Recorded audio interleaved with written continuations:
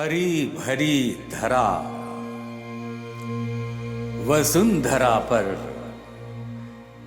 करवट बदलते मौसमों का श्रृंगार फूलों और हरियाली को नया रूप देता है। भोर के धुंधले खाके में रंग भरती चिड़ियों की सुरीली चहकार कानों में अमृत रस घोल देती है।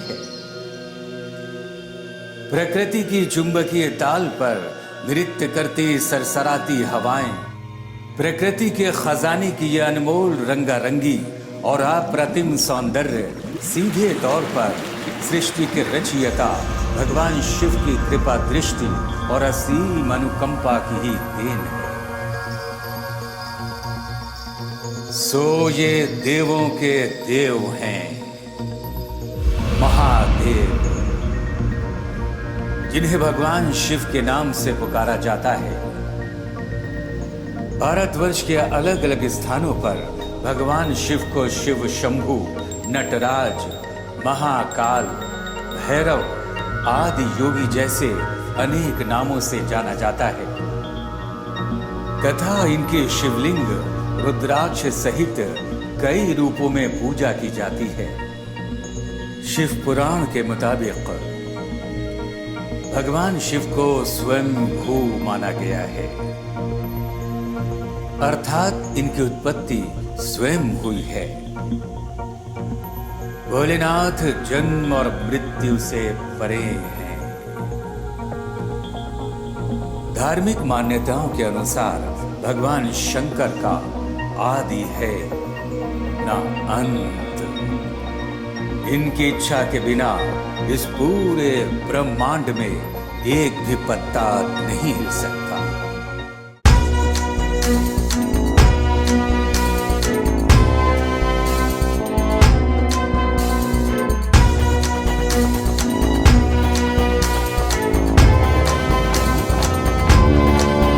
वही आदि है, वही अंत है, वही योगी है, वही संत है। वही आदि है, वही अंत है, वही योगी है, वही संत है। सतयुग त्रेता द्वापर में, सतयुग त्रेता द्वापर में वही कल थे वही आज है। औघड़ है फिर भी उनका सबके दिलों पे राज है। औघड़ है फिर भी उनका सबके दिलों पे राज है। बम भोले, बम बम भोले, बम भोले, बम बम भोले। वही आदि है, वही अंत है, वही योगी है, वही संत है। वही आदि है, वही अंत है, वही योगी है, वही संत है। सतयुग त्रेता द्वापर में, सतयुग त्रेता द्वापर में वही कल थे वही आज है। औघड़ है फिर भी उनका सबके दिलों पे राज है। औघड़ है फिर भी उनका सबके दिलों पे राज है। बम भोले, बम बम भोले, बम भोले, बम बम भोले।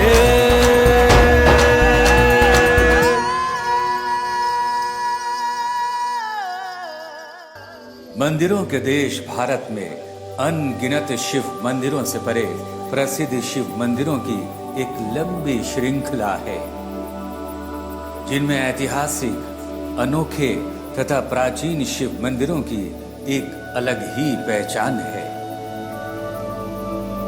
यदि बात प्राचीन शिव मंदिरों की जाए, उत्तर प्रदेश के कानपुर नगर में परमठ स्थित आनंदेश्वर मंदिर अपनी मिसाल आप है। अपनी अलौकिक दिव्यता, नैसर्गिक सौंदर्य और अपने अस्तित्व की अविस्मरणीय गाथा को समेटे ये मंदिर युगों युगों से देश भर में भक्तों की आस्था का प्रमुख केंद्र रहा है। यहाँ खास पहलू ये है कि मंदिर प्रांगण से सटे तट पर मां गंगे अपनी अविरल निश्चल धारा प्रवाह को समेटे नतमस्तक हो बहती रहती हैं, कि जैसे बाबा के दर्शन मात्र से ही मां गंगे की तृष्णा तृप्त हो जाती है। ब्रह्मा की दुआरिया हो, ब्रह्मा की दुआरिया से कानपुर नगरिया बड़ा शोर मारेला, ओ बड़ा शोर मारेला। गंगा मैया की लहरिया हिलोर मारेला, गंगा मैया की लहरिया हिलोर मारेला। ब्रह्मा की दुआरिया हो, ब्रह्मा की दुआरिया से कानपुर नगरिया बड़ा शोर मारेला, ओ बड़ा शोर मारेला। गंगा मैया की लहरिया हिलोर मारेला, गंगा मैया की लहरिया हिलोर मारेला।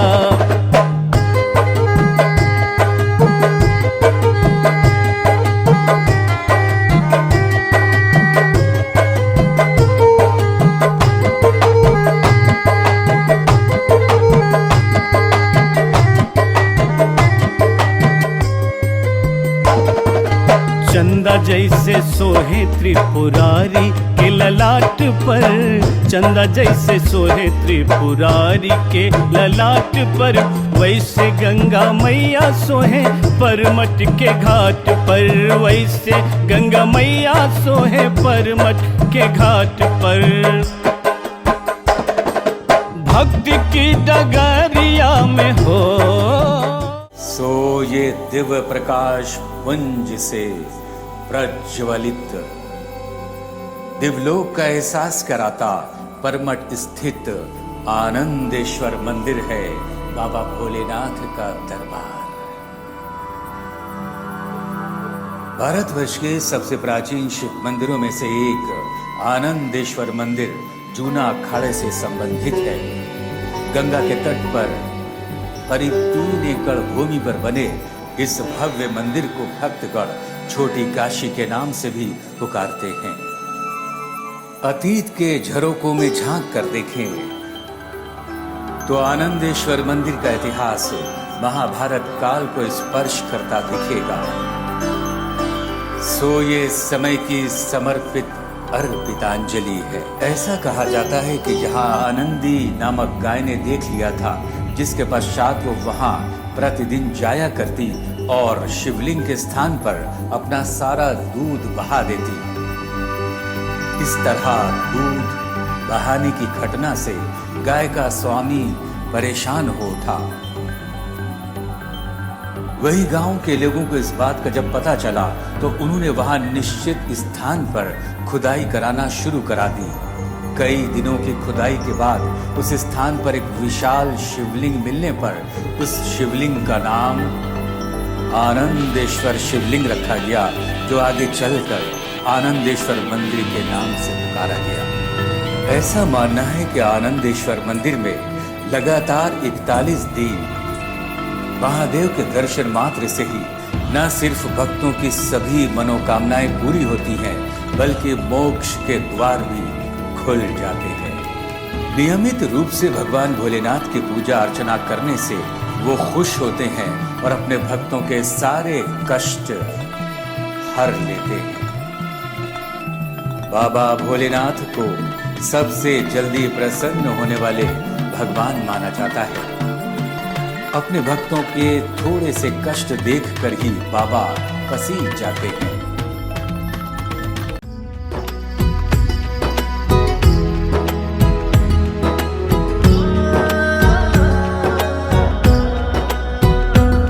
कभी इस दर गया, कभी उस दर गया, कभी इस दर गया, कभी उस दर गया। सर पे आई मुसीबत तो मैं डर गया, लेके दुखड़ा मैं जब आनंदेश्वर गया, लेके दुखड़ा मैं जब आनंदेश्वर गया। मेरा बिगड़ा मुकद्दर संवर ही गया, मेरा बिगड़ा मुकद्दर संवर ही गया, मेरा बिगड़ा मुकद्दर संवर ही गया, मेरा बिगड़ा मुकद्दर संवर ही गया, मेरा बिगड़ा मुकद्दर संवर ही गया, मेरा बिगड़ा मुकद्दर संवर ही गया, मेरा बिगड़ा मुकद्दर संवर ही गया। भगवान शिव को भोले भंडारी के नाम से भी जाना जाता है। सोमवार को बाबा भोलेनाथ का दिन माना जाता है, इसलिए रविवार रात से ही मंदिर में भक्तों की लंबी लंबी कतारें लगना शुरू हो जाती हैं। चारों ओर बम बम भोले के जयकारों की गूंज, अनुगूंज दूर से ही सुनाई पड़ने लगती है। आम दिनों में भी महादेव के दरबार में भक्तों का संगम देखने को मिलता है। आस्था से शराबोर, श्रद्धा नवत भक्तगण बाबा की एक झलक पाने के लिए बेताब रहते हैं। वहीं पवित्र श्रावण मास और महाशिवरात्रि पर महादेव का भव्य आनंदेश्वर मंदिर भक्तों की आस्था का प्रमुख केंद्र बना रहता है। इस दरमियान पूरे भारतवर्ष के विभिन्न हिस्सों से भक्तगण भगवान शिव के दर्शन पूजन करने के लिए यहाँ आते हैं। मंदिर परिसर के मुख्य द्वार से जैसे ही आप आगे बढ़ेंगे, दोनों तरफ छोटी बड़ी दुकानें मिलेंगी, जिनमें बाबा भोलेनाथ के चित्र, दूध, बेलपत्र, रुद्राक्ष और खान पान की दुकानें भी शामिल हैं।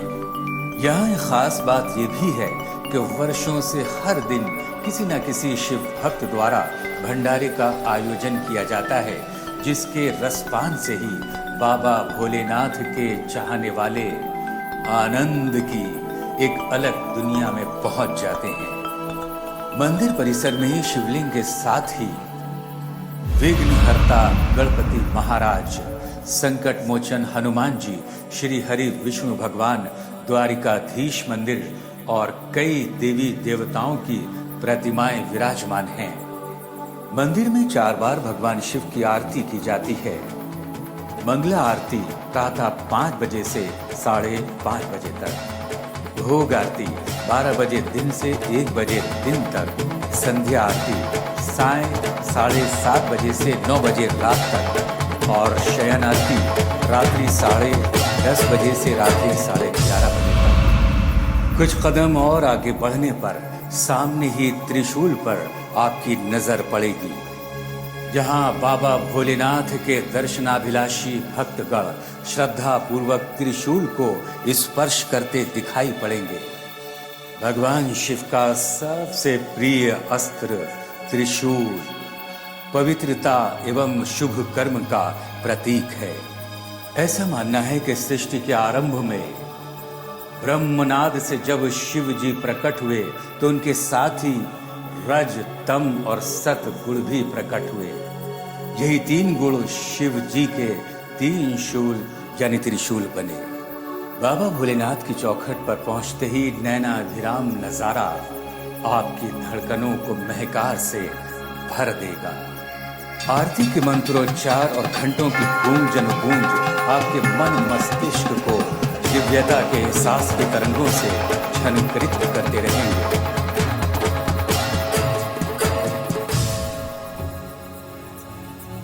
सामने ही चांदी के गिलाफ में मढ़े हुए नक्काशीदार दरवाजों और अर्घा के स्थान की दीवारों पर भी चांदी की नक्काशी तथा चांदी का कलश भी सुंदरता में चार चांद लगाता नजर आएगा। भगवान शिव के कई रूपों में से एक शिवलिंग भी है। शिवलिंग को भगवान शिव का साक्षात स्वरूप माना गया है। यहाँ रुद्राभिषेक द्वारा भक्तगण भगवान शिव की पूजा अर्चना करते हुए उन्हें प्रसन्न करते हैं। गंगा जल और बेलपत्र, भांग, शमी के पत्ते, धतूरा, ठंडाई, भस्मी, पंचामृत, इत्र, चंदन फूल और दूध से बाबा का अभिषेक किया जाता है। ऐसा कहा जाता है कि समुद्र मंथन के दौरान भगवान शिव ने सृष्टि के विनाश को रोकने के लिए जो विषपान किया, उसे आदि शक्ति ने कंठ के नीचे नहीं उतरने दिया था, जिस कारण उनका कंठ नीला पड़ गया था। इस विष के कारण भगवान भोलेनाथ को बहुत अधिक जलन होने लगी थी, जिसकी तपन को शांत करने के लिए देवताओं ने जलाभिषेक किया था। इसी कारण महादेव के ऊपर जलाभिषेक की प्रथा प्रारंभ हुई और तब से लेकर आज तक भगवान शिव पर एक कलश लटकाया जाता है, जिससे 24 घंटे बूंद बूंद करके जल टपकता रहता है। ऐसी मान्यता है कि जल टपकने से वो अपने भक्तों के सारे कष्ट दूर कर देते हैं। ये बाबा भोलेनाथ का दरबार है, जहां दिव्यता के जुगनू अपनी पलकों पर सजकर धड़कनों में समा जाते हैं, जहां उगते सूर्य की स्वर्णिम किरणें बाबा के श्री चरणों को स्पर्श करते हुए मन के मौसम को रंग रंग के बादलों से शराबोर कर देती है। ये बाबा भोलेनाथ का दरबार है, जहां हर हर महादेव के जयकारों की गूंज हमें ये एहसास दिलाती है कि हर तरफ मैं हूं, साहिल के इस तरफ और क्षितिज के उस पार भी मैं ही हूं। बस गई है मेरे एहसास में ये कैसी महक, कोई खुशबू मैं लगाऊं तेरी खुशबू आए। वही आदि है, वही अंत है, वही योगी है, वही संत है। वही आदि है, वही अंत है, वही योगी है, वही संत है। सतयुग त्रेता